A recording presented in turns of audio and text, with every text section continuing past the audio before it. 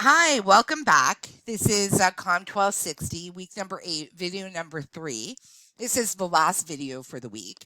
And in this video, I want to talk to you about oral presentation outlines. So let's say you're in a class and you've been given a task of delivering an oral presentation. Doesn't matter what it's about, could be about any particular topic. You need to get started. Okay. And it's difficult, just like writing an essay. It's always hard to get started on an oral presentation. But just like essays, an oral presentation always needs an outline. Okay. Critical.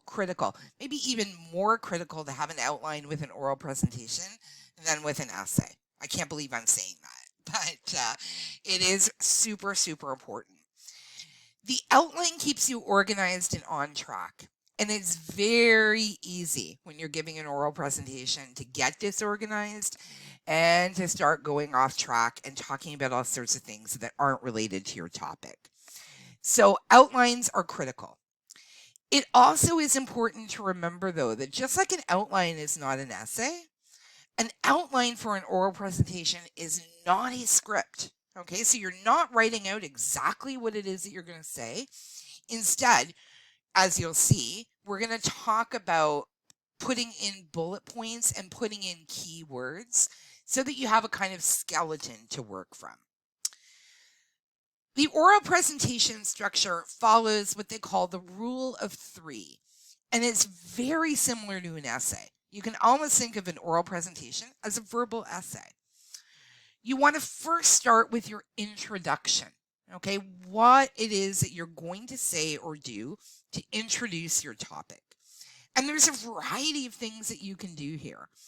First things first, though, you need to identify your topic. You need to tell people what it is that you're going to be talking about. You may need to define it. So if the topic is something that people are completely unfamiliar with, you may need to give them some information that helps them define what the topic is. And then you also, and critically important, want to quickly overview what it is that you're going to cover in the actual presentation itself. The content or the body is the next part of the outline that you want to work through. And this is where you want to make key points about your topic and explain them. You want to stick always to maybe 3 or 4 key points. Any more than that, and you're going to lose your audience. It doesn't matter how interested or intelligent your audience is. If you try to do more than 3 or 4 things, they're going to forget parts of what it is that you're telling them. So sit down with the information that you want to share with people and ask yourself, what are the 3 or 4 most critical things that my audience needs to know about this?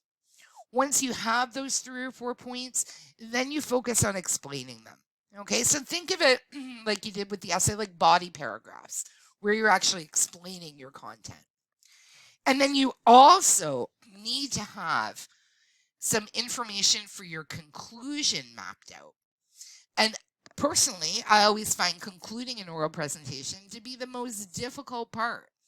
So I like to have a really solid plan in my outline for how I'm going to conclude. You want to make sure that you quickly recap what you've covered. You want to make some concluding remarks. And you definitely want to have a plan for finishing up so that you're not saying, okay, I'm done at the end, right? Or presentation is over. You want to have some way, okay, of wrapping things up and indicating to the audience that your presentation is over. So when you're doing an outline, what I recommend, although there's many different ways to do outlines, is literally to sit down with pieces of paper and have a separate piece of paper for your introduction, 3 or 4 separate pieces of paper for the content that you're going to cover, and then a separate piece of paper for your conclusion, all with bullet points. Okay, so again, just keywords. It can be exactly the same stuff that you put in your PowerPoint. Doesn't necessarily have to be, though, but that outlines, okay, and creates a skeleton of what it is that you're planning to say in the oral presentation. So again, right, using the rule of 3, introduction, body, conclusion, prepare notes that you can refer to while you're presenting. Okay? Resist the temptation to use full sentences. If you have full sentences down there, you're going to fall into the trap where you start reading them. Use keywords or key phrases only. And again, it can be similar to what you put on a PowerPoint slide. Eventually, right, you might get to the stage where your PowerPoint is actually your outline. Okay, where you create your PowerPoint and then you just go in and you speak directly from the PowerPoint without having to look at written notes at all. There are different styles of outline for a presentation.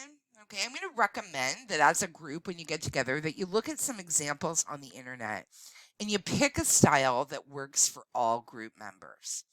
I like, okay, the rule of 3, making it very simple: introduction, body, conclusion. I find that I stay organized and I stay on topic, but different things work for different people. So you may find a different style. Okay, so next week, I'm going to be releasing a quick video that reviews the assignment, but the majority of your time is going to be spent creating an outline in your group.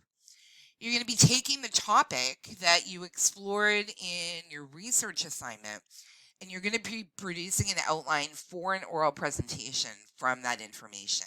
And you're going to do that together, okay? I know that people work different ways, okay? So sometimes people do groups. They don't actually meet at a particular time. People do different portions and then submit it. I don't care how you want to arrange the working in the group. I personally think it's easier to get together with people and actually work live. So I have set up various Blackboard rooms for each of the groups. I'll go over that next week with you and how you get into them. So that you can, if you want only, you can get together live with your group at a particular time and hash out the outline together, okay? Or at least hash out the different parts that people are going to work on. So my suggestion is right now, get in touch with your group members so that you can schedule and agree on a time to work on this assignment. And I'm going to say that you need about 2 or 3 hours the week of July 12th. Okay, so if all group members can commit to a time, then you'll actually have a time where you can get together. You don't have to worry about emails going back and forth. You can talk to one another using the audio function. I think it'll work a lot easier. But I know you have established ways of working with your group. If you have another way that works, by all means, go ahead with it. So I hope your first week back has been a great one. It is unusual to be going to school in the heat and in the summertime. I hope as well that you are finding some time to relax and restore a little bit and enjoy at least a little part of your summer. I'll talk to you next week. Again, reminder, no assignment due this week. We'll get started on our work next week. Talk to you later. Bye for now.